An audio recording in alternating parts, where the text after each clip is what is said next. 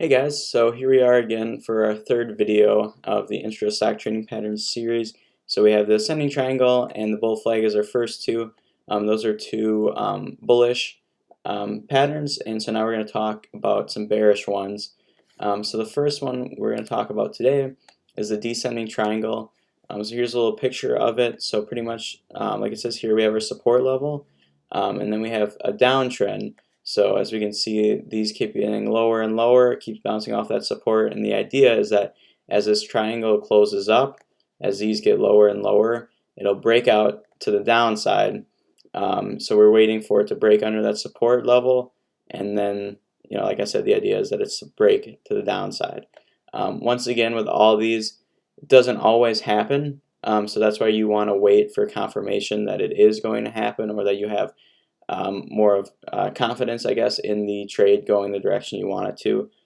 So here's a descending triangle. So I'll pull up a couple examples I found on Thinkorswim.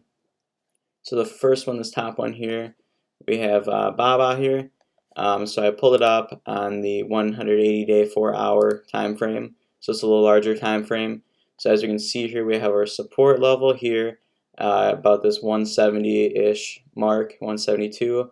And as you can see, it hits the new highs here. It's kind of in a downtrend, bounces up, goes back down, and as it closes up here, breaks underneath that support, and as you can see, dropped all the way down to this 130. So here's just an example on a larger time frame. Like I said, we got our support here, we have a downtrend, and then it breaks through and holds underneath that 170. As we can see, it only went to 165, and then down. So there's the first example. The next one here is on this MGM. Not as clean, but I got on a 20-day, 1-hour time frame here. So as we can see here, we have our support at this 27, breaks through its new highs, and then lower and lower, bounces off that support, and then once it breaks through, as we can see, it falls underneath. So that's on a smaller time frame. It's not as concrete as this one. This one's pretty easy to see, and it's holding. This one just happened, so we'll have to wait and see if it continues to drop after the weekend, and see how it handles next week. And the last one we have here is on this JPM. So this one is actually on one of my watches here. So as we can see, we have our support at this 111. And we have the downtrend right here. Don't worry about all these lines right here. But as you can see, the trend keeps getting lower and lower. The circle's closing up. So we're going to see if it can break underneath this 111 and hold. And then in that situation, we get puts. So once again, we want to make sure we wait to see what actually happens once they break through here. Or who knows, it might skyrocket out the other way. We don't know.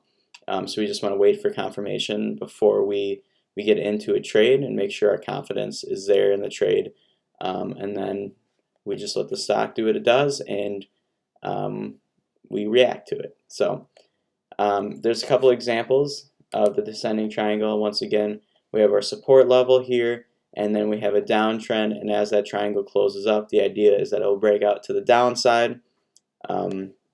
So just another quick lesson here. Once again, a bullish pattern today. And the next one we'll talk about the bearish flag, which is the opposite of the bull flag. So thank you guys for watching and supporting the channel, and we'll see you next time.